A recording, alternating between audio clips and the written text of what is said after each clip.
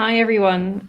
It's really wonderful to see you here for what I'm sure is going to be a really fascinating discussion on how AI can improve your team satisfaction and your bottom line. They're not two things you would immediately put together, but it's really true. Um, Firstly, if you haven't met me before, I'm Emma. I'm one of the founders of Spark, and I'll be your host for the webinar. Just to give you a quick overview of what we do at Spark, we're a team of creatives who are also AI specialists, and we run in-house training for creative and marketing teams to develop your AI skills and to harness the power of AI in your workflows. So you could say we are go-to experts for integrating AI in the creative world. But today I am super excited to be joined by Charlotte and Ben. We couldn't have two guests that are with more perfect backgrounds and experience to discuss this topic today. Let me introduce them. So first, Charlotte Lavender, welcome. Charlotte is a true innovator in the marketing world. She's got a remarkable ability to drive growth through marketing transformation. Charlotte's career spans some of the most prestigious agencies, Saatchi's, BBH, and Publicis, and she specializes in integrating digital, data, and AI capabilities into marketing functions. So with that, she's optimized marketing operations and output for brands like Heineken, Ford, and JLL. And now with the Lavender partnership, Charlotte's sharing that expertise both with SMEs and with larger clients. And then we're delighted to have Ben Rickard with us as well. Ben, it's fantastic to have you. Your background is a perfect complement to Charlotte's for this discussion. Ben founded a mobile agency and was at the forefront of the mobile transition in creative marketing, which has so many parallels with the AI transition today. There's loads we can learn from that. Ben has led teams across several of WPP's media and data agencies, and now runs his own consulting business where he advises clients at the intersection of digital, data, and AI in marketing. So with both Charlotte and Ben's complementary perspectives, we're going to have a really interesting discussion. We've got about 45 minutes. We're going to talk for roughly 30 minutes. We've prepared some questions. We're not exactly sure how long they're going to take us, but we think around 30. Please feel free to submit any questions as we go. But we're going to be keeping time at the end held back to answer questions too. So I think we should get going. Just to kick off, there was a Microsoft study about 4 months ago, I think at the beginning of the summer, and that study found it was about their product Copilot, their large language model, and it found that 30% of people that had access to Copilot said that it would in the future influence their choice of employer, so they only would want to work with people that had it or something similar, and 77% said that they didn't ever want to go back to working without it, and that 77% also said they would rather have access to Copilot than a free lunch. So that's kind of showing, and that was 4 months ago, so it'd be really interesting to see what those stats are like now. So AI is obviously very important to people's happiness at work. But Ben, how can AI like Copilot in Microsoft Study help employees focus on, I guess, like the more fulfilling tasks? I guess that's what makes them happy. And reducing down the kind of repetitive, more boring work. Do you see any downsides of that as well? Yeah, good question, and thanks, Emma. Thanks for having me on. First of all, my immediate observation is, a Microsoft study on Copilot saying people can't live without Copilot. Well, that's wonderful, isn't it? It's exactly as you would expect. But that said, if we look at the teams that sit inside media agencies and data agencies, particularly those main LLM or large language model tools like Copilot, Gemini, ChatGPT, they offer such great advantages to help improve productivity and reduce those mundane tasks. And those tasks are often given to the junior employees who have to trawl through data, or sometimes, as I've done myself, takes up the time of more expensive resources. And so there's definite tremendous advantage. If I look specifically at the media world, which I know pretty well, the ability for AI to undertake initial audience research or to summarize documents or to analyze data quickly, it's just going to save hours once that becomes normalized. And so, when I looked at a quick assessment on all the media planning tasks, pretty much across the board, there was an average sort of time saving of somewhere between, say, 30 and 50% across most of the tasks, either an LLM could do or could be connected into. So with respect to downsides, not many. Anything that starts to bit by bit remove uninteresting work, I think is a good thing. I think the thing that we're all concerned about is, when that extra time becomes available, and what do the management teams do with it? I'd like to see forward-thinking management teams that go, right, we can service our clients better, we can do more work, but of course there will be obviously others that think about maybe cutting costs in other ways. Yeah, absolutely. I couldn't agree more. And that 30 to 50% across those tasks is really interesting. Do you also think that AI is helping people then balance their workloads as well, and have a better work-life balance, perhaps? And have you experienced that or seen any examples of that? Yeah, absolutely. So, I mean, when I was still in the agency world, the tools were starting to come in slowly, and you could see individual pockets of it. But now, as I speak to more agency and marketing teams about their usage of AI, it's always welcomed. And the more that people experiment with the tools is always when they've been signed off on, in the agency themselves, right? And that itself is quite tricky because, actually getting the sign off is not as straightforward as we expect. I've not seen any direct research about well-being and balance and that sort. I think Charlotte actually has seen some recently, but anecdotally, everyone that I speak to is very happy to have these tools balance their workloads. And just like we've used technology through all of our work life, I have certainly. I remember when obviously Office hit the street. It makes a huge difference to be able to do things quicker, faster, and then it enables you to do other stuff. I think, as I said, the biggest issue right now is getting the tools actually enabled for client work. I know these big organizations are holding back sometimes on the pro licenses because of the cost. For me, the ROI on an individual employee, if you use them more than for a week, is pretty straightforward. There's a straightforward argument.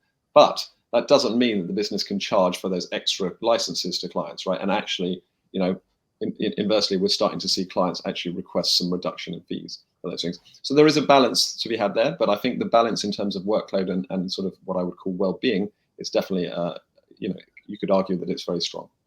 I think just to add, I completely agree with the points that Ben has made. Actually, there is a recent study, because I think people are cottoning on to the fact that there is an impact on well-being at work.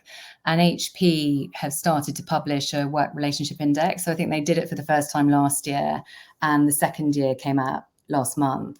So it's across kind of 15,000 countries. I think there are, 12 countries, 15,000 different companies, and then a selection of industries. And actually, interestingly, even since last year, there's been a 25% increase in workers using AI. And out of that, 70% of them has said that it had directly improved their work-life balance. So I think you can begin to see, for all the reasons that Ben was saying, people start to customize the way that they use AI in order to get rid of kind of the grunt work, I guess. Mm-hmm. But I think also, just as Ben was saying, that we have to harness it in the right way. And I think leaders just can't bury their heads in the sand. When we look at Gen Z coming in, I mean, we're going to have 30% of the workforce will be Gen Z in the next 6 years. And they're already using this in their day-to-day life. A friend of mine anecdotally was telling me that he had asked one of the grads to do something, and she literally just looked at him point blank and said, well, why would I do that? Like, why? This was like 5 years ago. Why would I do that? That makes no sense. I can just get AI to do that. So I think unless we're recognizing that is, we need to adopt it as quickly as possible and create the freedom for experimentation, then I think really great innovation can come from it.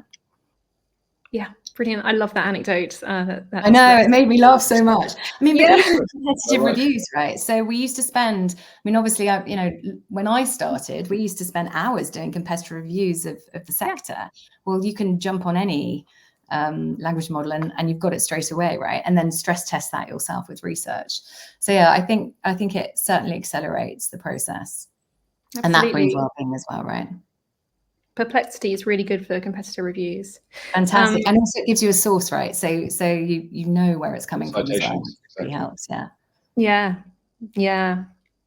And then just thinking specifically about the creative process, Charlotte, what's your opinion on AI's ability to automate, the repetitive parts in the creative process, and perhaps helping with stress or burnout, which is among creative teams when they're up against those deadlines? Yeah, I think it's a joy. I mean, I think it's a magical tool. So certainly I've used it both on agency and client side roles that I've had. And I think, you know, at each stage, so strategically, as Ben was saying, it really helps around analysing research. I think COVID also accelerated the normalization of actually carrying out research virtually as well. So, you know, platforms such as Mentimeter and so forth really do that. And the analysis as well. I think, again, there's a whole kind of data policy proprietary piece around that we have to be careful with in terms of clients. I think also the real joy for it is that leap between a creative idea and clients' understanding of it. So that's that age-old problem of conceptualizing something. And, you know, in the old days, you used to draw hundreds of scamps and take them all in and try and get mood boards and explain it all. But actually, in terms of storyboards, even having platforms that can bring up really high quality production valued images to show what you're trying to create is really handy. I think, again, word of caution, like it really does require strong client services and management to explain, you know, the creative process and craft still needs to happen. The sunrise might not look exactly like that image. When you go to shoot, it will be different. But I do think that really accelerates that. And the second place where I think that really helps as well is, you know, client stakeholder management has become highly complex. And I say that from also having worked on the client side. And so anything we can do to help mitigate that is important. But I think when inevitably the feedback comes, being able to look for ways to change that through storyboards, through conceptualizing is really key as well. And I think those are the bits that become quite soul destroying for creatives. So if there's a way to accelerate that, you know, if you've got an image in your mind or an idea of how something's going to play out and you're not being able to explain it to that client, we're in the business of selling ideas to solve business problems, right? So I think being able to conceptualize that is one key area, and then being able to amend at speed is another one there, where I've really seen that take out that repetitiveness. Yeah, Charlotte, I'd just jump onto that and just say that also, you know, the democratization of creative ideas within an agency or in a team is just the best thing that has happened as part of this technology. You know, for years, people like me who weren't on a creative team, you know, felt sort of like isolated in terms of actually being able to bring things to the table, you know, had good ideas, but I wasn't able to express them. I wasn't able to show them. I wasn't able to create a vision for them. And, you know, now that you can create just even a single image, or you can basically put something down as a scamp or writing, that's just changed the game. And that doesn't mean you take this away from creative teams. It just means that you're giving more creativity across the team. And I think we talk about collaboration later on. I fully agree. Yeah, completely. I think breaking down those boundaries is it's such a big benefit in terms of collaboration across the business. Yeah.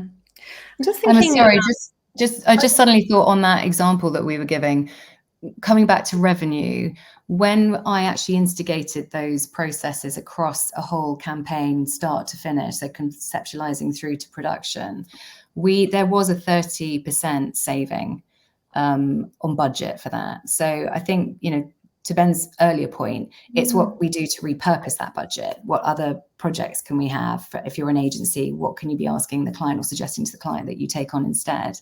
And actually, we saved 4 months in the process as well. So I think that when you look at revenue and well-being, it cuts out the kind of slightly soul-destroying elements of the job, but it also makes sure that you've got budget. If you're a client, a lower fee, and if you're an agency, potential budget to do some of the more exciting things alongside that as well. Yeah, absolutely. So it's just a double win. Yeah, you're having some really good, really interesting questions come in, and I'm going to hold some of them for the end. But there's one that's just come in, which is really relevant to this, and it's sort of on what I was going to ask. The question is how can we use AI to enhance creativity, not replace it? And I was going to just wanted to dig a bit into, you know, AI is brilliant at its data-driven approach, but you know, we've got this human instinctual innate creativity as well, and bringing those, like, what's your opinion, I guess, on balancing those two things and not replacing one with the other? So this is a real passion point for me, because I think, and we've already had an example of this, right? So when programmatic came onto the scene, or performance marketing, and I existed in the industry before that, probably the only one on this call. So, you know, we had data and we had creativity, and that sparked a real debate within the industry, which is better. But that's madness, because the power comes from the combination of the two. And we've seen where brands decided to rest just on performance marketing. Yeah, that succeeds for a while. But if you haven't got your kind of creativity, your brand idea, building awareness and loyalty and passion and behavior change, then that's going to peter out. And it's why we saw brands like Airbnb eventually invest in brand, right? Not just on performance marketing, because competition came onto the market and they needed to make sure that they were building long-term growth. So I think that's exactly where we are now. My hope, and I don't know if it's optimistic or naive, is that actually in some ways what will happen is it will raise the bar creatively, having AI there. The reason I say that is there are always going to be businesses that decide, okay, fantastic, we can spend X amount of money, we can generate some ideas through AI, we can create those. Those are probably the same businesses that chose just to do performance marketing. But you are not going to get the BA campaign we're all seeing at the moment, or the body form campaign that we're all seeing through AI. You know, yes, you can use AI to complement that by the way we were talking about earlier, doing storyboards to try and conceptualize it. I mean, God knows how they brought that body form ad to a client as a campaign. You can see the idea and the strategy behind it, but you know, it's fantastic. So you have to have the combination of the two. I personally don't see it being replaced. I see it banishing the mediocre. And I think clients will go either one way or the other.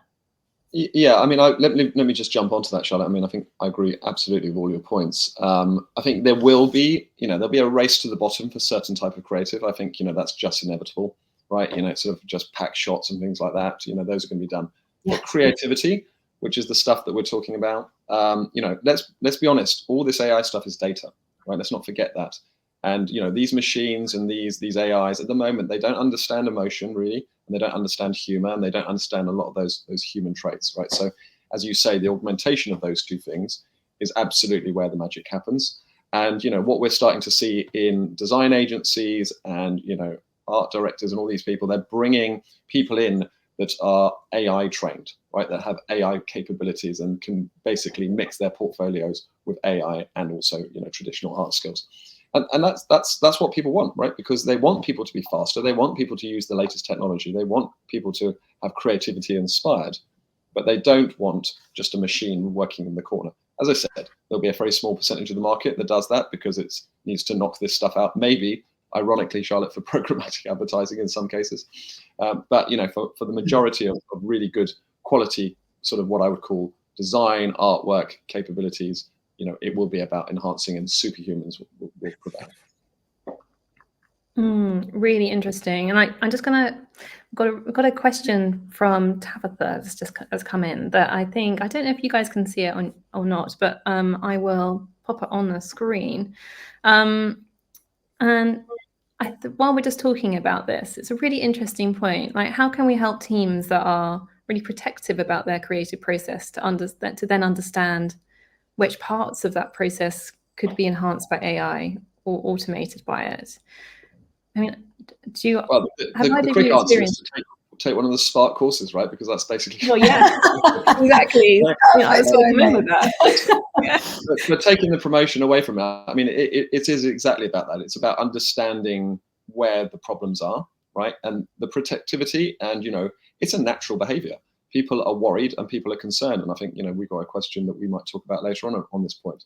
So really understanding those concerns and opening them up, and then working through the best combinations of AI and human together is where we're starting to see actual teams flourish, and teams become less worried about these things, and teams to start moving in the right direction. That's what I'm seeing continuously.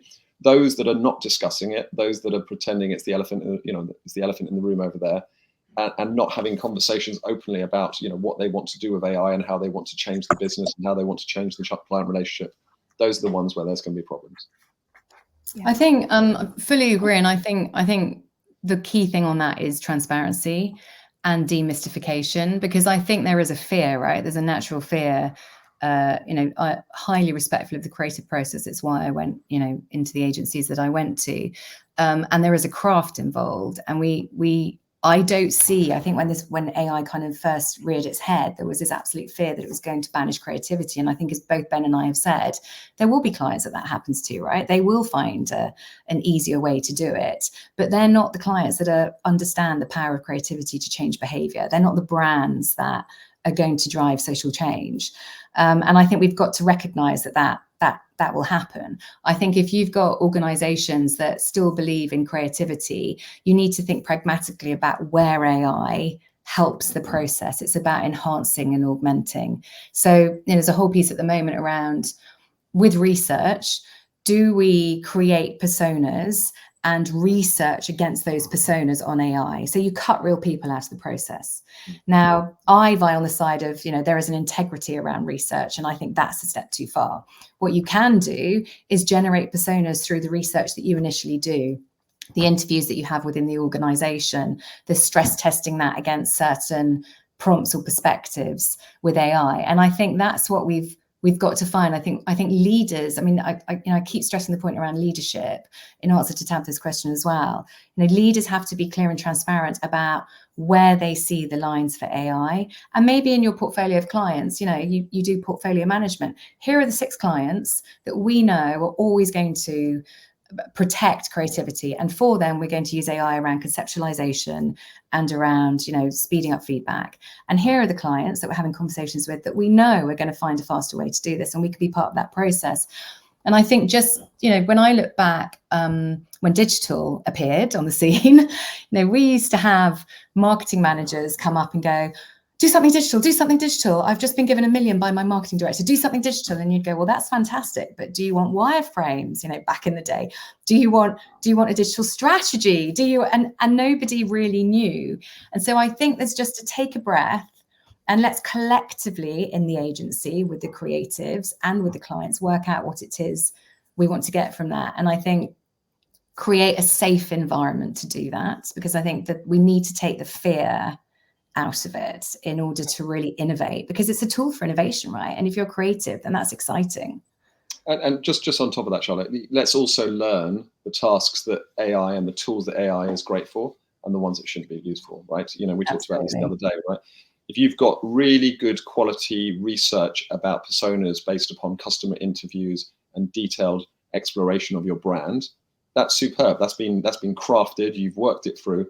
Now you can use AI to come up with ideas to target those people, or you can use AI for tasks once you've got the original human crafted content. So if you go straight to the AI and ask it to just deliver your personas, you might sort of pick 1 or 2 out of there that could be quite right? But it's not going to have the context unless everything has been directly driven or trained, particularly on your brand data. So know what to use, when to use it.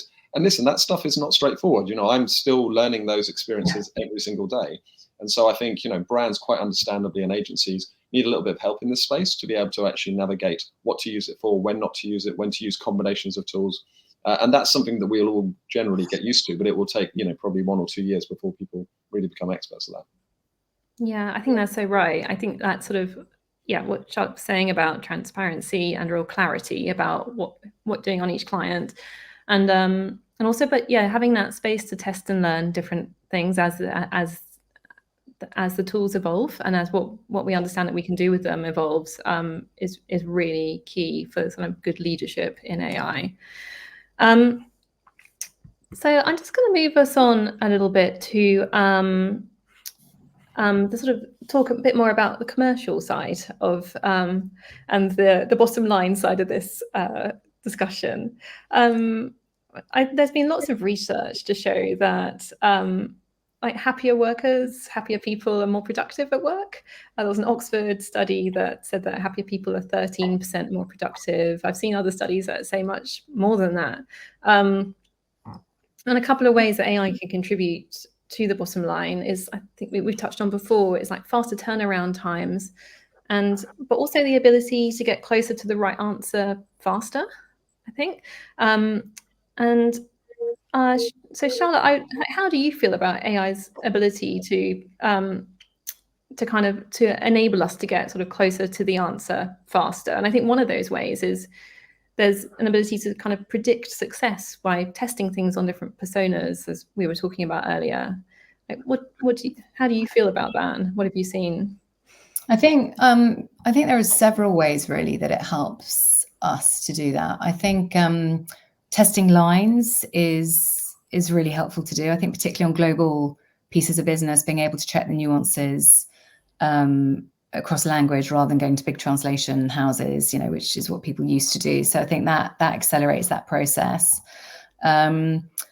I think also actually one of the things I found really interesting was just going back to kind of, I guess, TV production, is that originally when digital arrived on the scene, because there are parallels here, I feel, we really struggled as an industry to find ways to produce digital content, because there was a belief, and again it goes back to that thing about creative protection and the artistry of it and the crafting, that unless you use the same production values that you would use for a 60-second TV ad, then how did you maintain that creative integrity? And it's only really recently, I think, that the big corporate agencies have found a different way to produce that content. So it's become a lot more agile, it's much faster, the production values are still high, but you could be doing it at 10% of the cost. So we turned out, for instance, 5 different video executions for the same cost as, well, actually it was 10% of the cost of one normal TV ad. So I think we've adapted as an industry to do that. And I think AI does exactly the same. It allows you to test that line at speed. It allows you to go and analyze the data from the research at speed. And I think with that as well, it relieves the pressure of creative teams so that they can really focus on the idea generation. I think we also have to be really clear in this transition, the value that the agency brings to the client if you're going agency side. So it doesn't mean that you no longer need an agency, but I think more than ever, certainly marketing agencies advise clients on their value proposition. What is it that differentiates you in the market? And I think the challenge for agencies is to make sure that they understand the pillars of AI that they as an agency are going to use, and therefore what is the value they then bring to clients, and to be really, really clear about that and intentional about that message to clients. Because what we don't want is the assumption that AI now covers it all, because it doesn't. It won't do that. Yeah, I think there's a really interesting thing going on here, and your parallels to sort of TV and digital and everything are so correct. For years and years, agencies struggled to charge for strategy and ideas simply because there was the ability to charge for production, right? That was something that we saw in TV. It's something we saw in digital. If you needed to make a whole set of ads, then that's where the money was made, and the strategy and ideas generally weren't actually valued in the same way. I think that's we're now seeing that flip on its head. The reality is that production costs have gone down, and there was a lot of wastage in those. I mean, I hear shocking stories about TV ads being, and I think they still are. They're sort of biked across town to be approved and stuff, right? These sorts of things are things that really have just the digital age, and now with the AI age and the ability to reduce production costs, production houses must be embracing those. And suddenly we're in a situation where everyone realizes those production costs are much lower. And so what are we charging for? Well, we're charging for the idea, we're charging for the results, we're charging for the output, we're charging for the outcomes, right? And I think that shift and that model shift, it's not going to happen overnight, but we're going to start to see those that can create the things that deliver output, and those agencies that really focus on that, they're the ones that are going to succeed. If you're really just trying to make all of your money from production or from people that are basically putting stuff live when AI can basically run some of this stuff and optimize it in real time, those are the sorts of agents I fear will struggle in the new world. Yeah, couldn't agree more. Brilliant. Yeah, I think that's a message that has definitely come through this conversation a few times. So, yeah. So I'm going to bring us back now to looking at the happiness side, which is, something I feel passionately about. So before founding Spark, I worked in government, actually, working on the future of work and what made what made people in the UK happy at work. So I spent a lot of time thinking about this before AI came onto the scene. And one thing that always guided me was Maslow's hierarchy of needs. And have a look. I'm sure most of you are familiar with that, but look it up if you don't. And it is really interesting in terms of when you think of it in terms of what makes people happy at work. Essentially, the pinnacle of Maslow's hierarchy of needs is for the individual to feel able to be like autonomous and to grow and to be able to advance and essentially be creative. And I think that's so interesting when you think about AI in creative and marketing teams. And I guess I'm really interested to hear from you guys as to whether you think AI can support us to be more creative, more autonomous, and to grow and to learn. Charlotte, what's your opinion? Yeah, absolutely. And I think again, it comes down to the leadership. I think there are kind of three real points around this, and I know we've touched upon them through this conversation, but I think we need to normalize it. We need to take the fear out of it, because one of the big parts of that hierarchy of needs is safety, right? You need to feel safe. Yeah, the foundation of it all. Yeah, you have to feel safe. Yeah, and I think when leaders say, go out and discover AI, that's not a safe environment. Like, what is our policy around AI? Where are the boundaries? And then when you have that, it's like a child, isn't it? If a child has a few set rules, then they know that they can play an experiment within that. And I think leaders need, first of all, to normalize it. They need to make sure that they have the knowledge. They need to arm themselves with the knowledge. They need to experiment themselves. And then they need to be able to set clear parameters. I think that creates safety. And then I think within that safety is the joy, right? The growth mindset that is in that hierarchy of needs, but also the joy of creativity and innovation. Because I think what we forget is, yes, AI will bring, or is bringing, efficiencies and effectiveness, but it's also a tool for innovation. You know, in the bigger world, we're seeing more mammograms being done, you know, and being able to kind of drive health and well-being. We're seeing intersections at crossroads, you know, traffic lights, collecting data and being able to create safer, easier roads to drive on. There are big things happening with AI. That's about innovation and creativity. And so I think we can absolutely fit into that hierarchy of needs if there is clear leadership, it's normalized, and we take the fear factor out of it. And then I really think the world's our oyster with this. I really do. Yeah, I mean, I agree. Look, the strategy of the leadership team is so important, and it has to be transparent. You know, if you've got a leader who's going out there saying, we are going to get more business, we are going to get more done, we are going to enhance our clients' work, and that's the messaging. And I want everyone in this business to be trained on AI as a minimum level. And, you know, you're putting in these places, these workflow capabilities. That's great.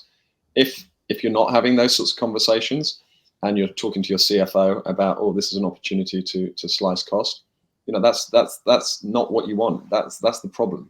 And that's when things start to, you know, as you said, Charlotte, that's the sort of environment of fear, and people start look around, and then the culture disappears, right? So you've got, this is a people change management thing, ultimately. Yes, it's being driven by technology. We've seen it before. It's about change management. It's about people. So actually, we're starting to see chief people officers. We're starting to see, you know, people teams really, really lean into this, because ultimately a lot is going to lean on them. It's not just going to be about the IT teams implementing, you know, Copilot across the business. It's going to be about those change management and people teams. So I think there's a huge opportunity there if you send the right message organizationally. I think back to your point, Charlotte, around creativity. I mean, everyone is different, but I know from my own experiences that, you know, that joy, and I love that expression, the joy of creativity, right? The fact that you basically are using these tools to get ideas, to think about things, and then that sparks something else, and then that sparks something else, right? That's exactly how, you know, we should be working. We shouldn't just be working to something on a Word document and going down. We should be having someone there that can help us, inspire us, and stimulate us. And stimulation has always been a part of creative briefs and media briefs, right? And so I think, you know, those are the sorts of tools, particularly in our industry, that are just going to, I really do hope sincerely that, you know, are going to make a huge difference to creativity. Yeah, I completely agree. I had someone describe it as AI is bringing back like the childlike joy, the childlike excitement. And absolutely it is. It's seeing how we can do things differently and in ways that both have better creative outputs, but also you can use AI to kind of augment the things that you as an individual find most challenging as well. It's not just looking at the creative process. It's as your personal approach too is really, really exciting. Alex has put in the comments that the other aspect is the trust that leadership give as well as the space to learn and not just telling people to go and sort it out themselves. And it's so important. And I think, that's why at Spark we work with leadership teams as well as working with whole creative teams to help leadership teams develop what their vision, and they're getting clarity on how they want to use AI in their agency. I think that's...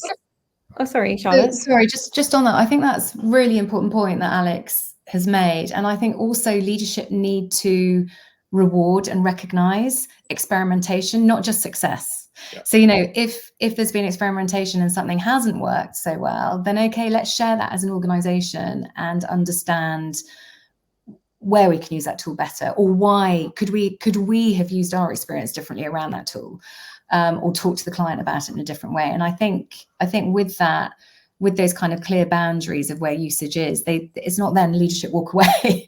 They have to be involved and celebrate the success and the failures, which help us learn, right? Yeah. They're the most important part of it. Yeah. So we've got a few minutes left. So I'm just going to bring us to kind of final section where we start to just think about what our tips are for others. And I think one thing I just would really like to touch on that we haven't on so much perhaps is that at Spark, we work with creative teams every day, but we often still hear a lot of fear around AI replacing jobs and also taking away an element of craft. And so I'd be really interested in your opinions, perhaps Ben, on how you would advise leaders to address those kind of concerns that employees have about AI replacing jobs, which may cause some fear in engaging with it, perhaps. Yeah, I mean, first of all, I would say, and this sounds obvious, but it's about educating yourself as leaders, right? So there's research now coming out of, I think it was Wharton, that suggests that those leaders that have actually been trained hands-on and have seen hands-on what can be done and the opportunities, they're the ones who are now embracing it in their organization. They're having the open conversations. They're putting in place, schemes, pilots, etc. Right? So it's got to start from the top. I think they've also got to look at proper task level investigation. So it's clear that some jobs and some roles will clearly be impacted more than others, right? And so I think to make sure that you're tackling that head on and sort of understanding which of these are going to be, say, a 70 or 80% potential replacement by AI, and which of these might be a sort of an enhanced augmentation, 20% of the job might now start to be AI. It's important to understand all that and to map that out so that you can then have those conversations with your team and look at how, the business is going to evolve through the technology. That, as I said, it's back to a change management, it's back to a people process, I think, but doing the understanding and the research and the piece around that, I know Spark help people with that, but it's that sort of capability that sometimes organizations need a little bit of help with, because, they don't actually realize how much of a tool or a role is going to be impacted. So, that's where they can reach out for help. Thanks, Ben. And Charlotte, how would you advise businesses introduce AI to their creative teams, I guess, in a way that it enhances happiness and reduces fear? Yes, I think we've touched upon some of this, but I think really it's about normalizing it, being educated themselves on it, and introducing it as a tool for innovation. I think also just a good old-fashioned case study helps, right? Because if you can see how people have used it just on a practical level, then you're like, okay, like if you're being told that it's AI and we need to start using this within creativity, and all you've heard about it is it can take some of my work away and doesn't protect creativity, and how will I still have my craft, and where's the value that I can bring to it still, then you go into that with a fear, right? I think we really need to make sure that they can see how you can use it productively to take away some of the things we've talked about. So how you can sell a creative idea in a more powerful way to clients who can't take that executional jump in their minds. That's a great usage of AI. How we can manage feedback in an effective way, addressing that creatively so that you're not having to spend hours doing that as well. And I think if we can start to introduce it in that way, and people can familiarize themselves with the tools without that element of fear, then I think we start to see experimentation in other areas as well. You know, voiceovers or renders for tracks or big ideas. I think we need to make sure. I do think that demystification is really important as well. You know, my dad uses AI. My daughter uses it for, you know, to prep herself for homework, not for all the homework. If there are any teachers watching, you know, it's part of day-to-day life. And I think even the language we use about it. Yes, we talk about prompts, but we could just say put something into the search engine and it spits something out for you. Be You know, I creative. think you just got to take that away so that it doesn't feel like only a few people know about it. Well, prompt engineering. I mean, just that term alone, right, frightens the hell out of people, right? Exactly. It's like, oh, it's for engineers. It's like, no, Yes. just put something in. Be creative, right? Start there. Yeah, I think that's what we need to do. And then I think actually the creatives are creators. I think it will then become a friend of theirs. And in fact, I'm really excited to see what it then becomes, right? Yeah, me too. We always talk about AI being the best intern you've ever had and the best co-collaborator you've ever had. And it really is. If you're working on something alone or in a team, it's it's a great way to think about it. So Ben and Charlotte, thank you so much for your insights today. We've had lots of praise in the comments, people saying it's been a much needed perspective on AI. So thank you. And I'm glad people have found it valuable. And thank you everyone for joining us. We'll send out some show notes to everyone that's attended, a bit of a summary. And of course, to those that registered and couldn't make it live. There's a few other ways you can keep up to date with the latest in AI for the sector. Every month, we run a free introduction to AI webinar. I'm actually going to put a couple of QR codes on the screen, actually, so that in case you want to sign up. So every month we run a free introduction to AI. It's webinar. It's a much shortened form of sessions that we run in-house with agencies and marketing teams.